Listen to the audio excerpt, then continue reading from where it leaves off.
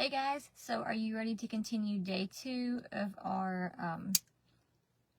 cold and flu season, how to boost your immunity talk? Alright, so today, day 2, I want to talk to you guys about vitamin C. Alright, so vitamin C, first off, what is it? So it is a water-soluble vitamin.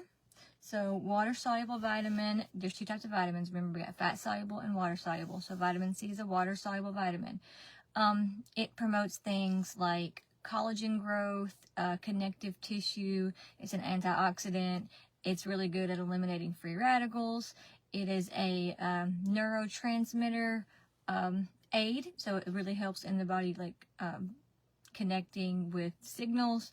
It really helps with your white blood cells. So white blood cell health and formation. Those of you who don't know what a white blood cell is, actually you have the 2 different kind of white blood cells. You have your red blood cells and you have your white blood cells.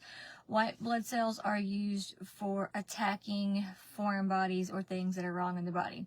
My favorite white blood cell, I know you can have a favorite because I'm a nutrition nerd, but my favorite cell is called a killer cell, and it actually is just that. So a killer cell is a white blood cell that actively seeks out things that are wrong in the body. So killer cells are known to attack tumors and cancer-causing cells that have mutated. So killer cells are pretty awesome. They can be helped by things like vitamin C. So it's really good to get your vitamin C intake. So what foods can you get vitamin C from? So vitamin C, everybody knows about citrus. So good old like oranges and lemons and limes and grapefruit and all those things. But you can also get vitamin C in tomato. You can get vitamin C in potatoes. You can get vitamin C in kiwi, broccoli, strawberry, cantaloupe, spinach. But my favorite vitamin C thing actually is in citrus. It is peppers. So you can get almost all of your daily vitamin C needs from a half a cup of diced bell pepper. I put bell pepper in everything that we cook. So if you're trying to add something to your diet that maybe you can get almost every day, girl, man, y'all can put peppers in everything. So just remember, bell peppers is really good for vitamin C. Often people ask me, well, how much vitamin C should I have? The range differs. You need anywhere between 30 to 180 micrograms. Like I said, if you have 1 to 2 servings of any of those fruits or vegetables that I listed, you're going to get your vitamin C. Something that I like to do, cold and flu season, if anybody in my house has the sniffles, or if they have a cold, or if I've come into contact with somebody with a cold, or when I was working in the hospital, I would go and get the emergency packs. You can get them at any of your like stores, Walgreens, CVS, Walmart. This isn't an endorsement for emergency. I actually don't use that name brand. I use the Active C from Melaleuca. They're all about the same. Go and get you some vitamin C like packets that you can put in your water. If you know that you've been around somebody that's sick, or you feel like you're getting sick, you can actually shorten the time window and shorten those sick feelings and keep that virus from replicating as much. There is more in those packets than just vitamin C. We're going to talk about that other nutrient tomorrow, but today, vitamin C.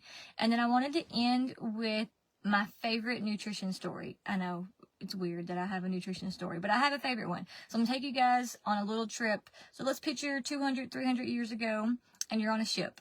Okay, and so there was this group of sailors. In my head, they're pirates. I don't know. But anyway, so there's these sailors or pirates, and they're on a ship.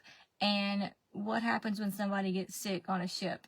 You don't want them around you, and so you're going to throw them overboard. But this captain was a nice captain, and he said, you know what? I'm just going to let you off here, and we're going to make this loop around Florida, and you know, we'll come back and check on you in a few months.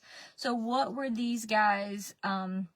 what was wrong with them? They had like bleeding gums, and their skin had all these different sores, and their eyes were all bloodshot, and they were tired, and they were sleeping, and they looked awful and sick, and they were not okay. And so the captain threw them out of the boat, and they swam to the beach, and this was at the tip of Florida. Well, lo and behold, what's in Florida? Citrus. And so these guys had been eating nothing but hardtack and dried meat and probably some ale, whatever, and they had this for months and months. Well, as soon as they got to Florida, they did what you're supposed to do, and you scavenge, and they ate all these different citrus fruits. Well, 2 or 3 months later, when they were making the trip around Florida, I'm sure they were going to pick these guys up. Honestly, they were probably going to see if there was any body or bones or whatever to carry back to the family. When they came back, these guys were on the beach waving their hands, and they were like perfectly healthy. So what did they have? What vitamin C deficiency causes all those things? It's called scurvy. And scurvy is commonly defined by symptoms like fatigue, connective tissue stress, weakness, capillary, fragility. So if you're experiencing any of those things, maybe you should add some peppers and citrus fruit to your diet. Oftentimes now in modern day, like scurvy, you'll see bleeding gums, or your teeth will feel loose and wiggly. So if you've ever experienced that, you're not alone. Lots of us have gone through periods of maybe we didn't nourish our body the way we should.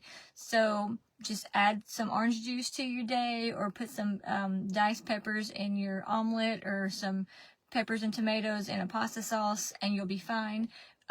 If you do feel like you've been in contact with somebody who is sick, or someone in your family is sick, I recommend getting one of those vitamin C packets that you can put in your water. That's going to help. That's one of those easy things that you can do to add your vitamin C to your daily intake and make sure that you have enough. I know there was a little bit of confusion yesterday as far as how much water you should have, and some of you messaged me and said this is way too much water. If you feel like your BMI is on the larger side, you can use your ideal body weight. Just know that the range for water intake is going to be anywhere between 1.5 liters and 2.5 liters. Anywhere in there. So 2 liters a day is probably enough for most people.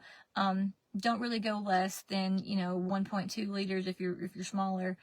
Just the key takeaway is make sure you're hydrating. It doesn't have to necessarily be water. It can be milk, juice, coffee, sodas if that's your thing. But I don't recommend sodas because they have a lot of additives.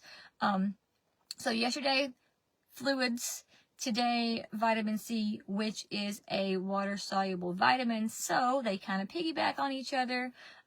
Keep those questions rolling, and stay tuned tomorrow as we study our second nutrient that we're going to get into so you can be healthier in this cold and flu season.